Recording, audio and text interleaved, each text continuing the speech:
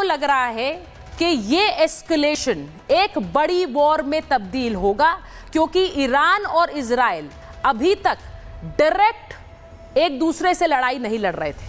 वो हूती को समर्थन देता है या फिर हमास को देता है, लेकिन डायरेक्ट वॉर फ्रंट नहीं खुला था, अब खुल चुका है।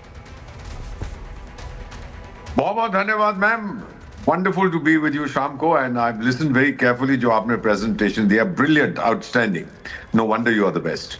मैम आपने अभी पूछा है कि डायरेक्ट कॉन्फ्रंटेशन, मेरा एक सवाल आपसे ही है और जितने विशेषज्ञ आपके पैनल पर बैठे, सीधा सा सवाल है।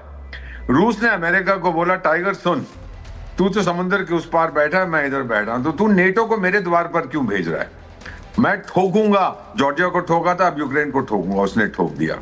इजराइल क्या कहता है कि अरे ईरान तू तो 200 किलोमीटर दूर है मुझसे, तो मेरे से क्या पंगा है तेरा, मैं तो तेरा पड़ोसी नहीं हूं। भाई भारत पाकिस्तान की समस्या है, पड़ोसी है, भारत चीन की है, चीन वियतनाम की है, चीन ताइवान की है, चीन जापान की है, वेनेजुएला का इक्वाडोर के साथ है, जो पड़ोसी है उसके साथ समस्या है। 2000 किलोमीटर दूर से तू मेरे साथ क्यों पंगा ले रहा है?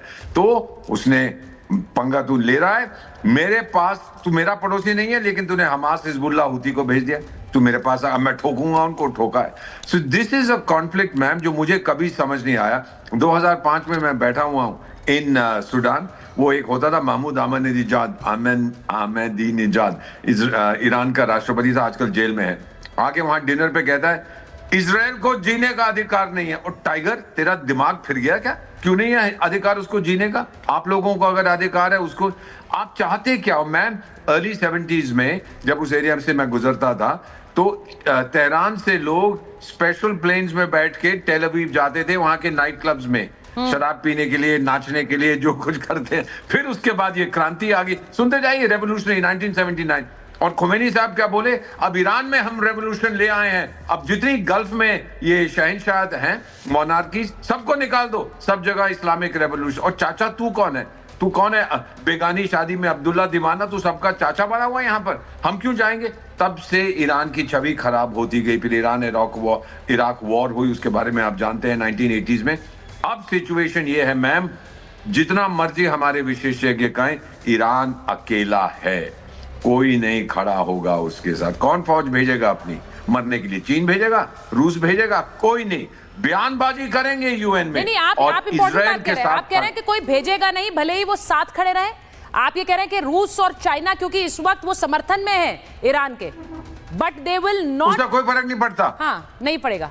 ईरान को जरूरत अगर किसी चीज की है तो वो सिपाहियों की है, असले की है, एटसेट्रा। ये मैं और इजराइल के साथ कौन खड़ा है? हमारा चाचा मैकडोनाल्ड ट्रंप। उसने तो कह दिया वी विल डिफेंड इजराइल। और ईरान ने अगर अमेरिकन एसेट्स पे हमला किया, उसके बेसिस पे या जहाजों पे, वो आत्महत्या होगी मैम, वो मिटा देंगे 24 घंटे के अंदर ईरान की हस्ती। ये आपने पीरियड। देखिए, मैं आपने बहुत बड़ी बात कही है। मैं एक बार जरा दुबे साहब आपके पास आ रही हूँ, जरा वो मैप दिखाइए जिसमें हम इजराइल और ईरान को देख रहे हैं। और मैं इसलिए पूछती हूँ क्योंकि इजराइल एक बहुत छोटा देश है साइज के कंपैरिजन में ईरान के। सर ये देखिए, हमारे दर्शक भी देख रहे हैं, लेकिन इजराइल बड़े बड़े देशों से पंगा लेता है। और इजराइल कह रहा है हमारे अस्तित्व को खतरा है अगर इनके पास न्यूक्लियर वेपन्स आ गए, तो इसीलिए उन्होंने हमला कर दिया। अब ईरान के पास सैनिक ज्यादा है, ईरान के पास मिसाइलें ज्यादा हैं, लेकिन इजराइल के पास तकनीक है। दोनों को आप कैसे देखते हैं? देखिए, अगर आपने मैप तो दिखाई रही है, हाँ। ईरान, इसका जो इजराइल का साइज है वो हरियाणा के बराबर है मेरी समझ से। हरियाणा या मिजोरम के नक्शे के बराबर इजराइल का साइज है। 2000 किलोमीटर दूर ईरान बैठा हुआ है और यमन से लेके सीरिया, इराक, इन सारी कंट्रीज से घिरा हुआ है। तो जिसको कहते हैं ना दांतों के बीच में जीभ होती है, तो जो इजराइल का एग्जिस्टेंस है वो इसके लिए है। और ईरान का सबसे बड़ी दुश्मनी ईरान की है भाई ज्यूविस्ट स्टेट, यानी ज्यूज स्टेट है, हम उसके खिलाफ हैं और इसको लेके वो बहुत पल्ले हल्ला मचा चुके हैं। तो इजराइल के पास ऑप्शन क्या, आप बताइए? इजराइल अगर इनके न्यूक्लियर कैपेबिलिटी के एनरिचमेंट से परेशान है, तो उसको तो पता है कि ये जो न्यूक्लियर कैपेबिलिटी डेवलप कर रहे हैं उसके किसके खिलाफ यूज़ करेंगे, उनका दुश्मन कौन है वहाँ पे। तो इजराइल बड़ा दूरदर्शी है और उसने 1980 के बाद 45 साल बाद जो ये काम किया है ना, वो ऐसे नहीं किया है। उसने एक बड़ा क्लियर मैसेज दिया है। They have been very successful in sending the message कि we are right deep inside your territory after completely disrupting your complete air defence system. 200 aircraft, 350 precision ammunition लेके और मोर देन 100 ठिकाने पर हमला करते हैं। मतलब ये क्या है? ये तो इजराइल ही कर सकता है जी। और उसने इनका कंप्लीट डिसरप्ट कर दिया, लीडरशिप मारी, मिलिट्री लीडरशिप का खात्मा किया, एडवाइजर तक खुमैनी साहब के मारे गए और साइंटिस्ट, मतलब 7 टॉप साइंटिस्ट भी मारे गए हैं। तो मेरा कहने का मतलब है कि इजराइल जो कन्वे करना चाहता था वो तो उसने कन्वे कर दिया, और मुझे नहीं लगता कि उसका इरादा था इनके पूरे न्यूक्लियर इनरिचमेंट साइट्स को फिनिश करना, क्योंकि उसमें एक साइट तो अंडरग्राउंड है, वहाँ तक पहुँचना आसान नहीं है। लेकिन जो एक नेतांज को उसने किया है ओवरग्राउंड, वो इसका एक बड़ा एक्शन है। सर मैं आपने जो बात बोली है, मैं एक बार कर्नल नैन के पास और मेजर तूर के पास जाऊं, उससे पहले जरा मैं बताना चाहती हूं कि इजराइल ने क्या अपना अगला टारगेट लॉक कर लिया है। वो इसलिए बताना जरूरी है क्योंकि हम ये बार बार पूछ रहे हैं कि इजराइल चाह क्या रहा है। इजराइल क्या एक रिजीम चेंज यानी कि तख्ता पलट भी चाह रहा है ईरान में? क्योंकि आज नेतन्याहू ने बाकायदा बयान जारी कर कहा है कि ईरान की जनता खड़ी हो ईरान की जो सत्ता है उसके खिलाफ। तो अब इजराइल के निशाने पर क्या ईरान के सुप्रीम लीडर हैं?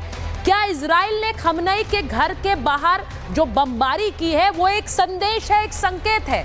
राष्ट्रपति पेजेश्कियन के घर के पास भी इजराइल ने हमला किया है। क्या ईरान की लीडरशिप खत्म करेगा इजराइल? सवाल ये उठता है। और क्या उस हद तक जाएगा? क्योंकि इससे पहले सैन्य नेतृत्व वो खत्म कर चुका है, जिसकी बात दुबे जी कर रहे थे। कल ईरानी सेना प्रमुख मोहम्मद बाघेरी को मारा है। अब किसी देश के सेना प्रमुख को मारना बहुत बड़ा कदम है। IRGC रेवोल्यूशनरी गार्ड्स की चीफ जनरल हुसैन सलामी को ढेर कर दिया इजराइल ने, और IRGC के जनरल गुलाम अली राशिद को मार गिराया। ये सब कुछ इजराइल से कैसे मिसाइलों के जरिए किया, अपने फाइटर जेट्स भेजकर किया। कुर्द फोर्स के चीफ इस्माइल कानी को भी ढेर कर दिया है। ऐसे में अब पूछ रहे हैं कि क्या अगला टारगेट वहां के राष्ट्रपति या फिर सुप्रीम लीडर हो सकते हैं? कल ईरान के परमाणु प्रोग्राम चीफ को भी मार गिराया। ये सब कुछ इजराइल ने किया। ईरान ने के कुल 9 परमाणु वैज्ञानिकों को ढेर किया है। अब मैं इसी से जुड़ा हुआ सवाल कर्नल नैन से पूछ रही हूं। कर्नल नैन, आपको क्या लगता है कि इजराइल अब इतना बड़ा कदम उठाएगा? क्योंकि बहुत से लोगों को यह भी लगता था कि आर्मी चीफ IRGC चीफ को मार गिराने का कदम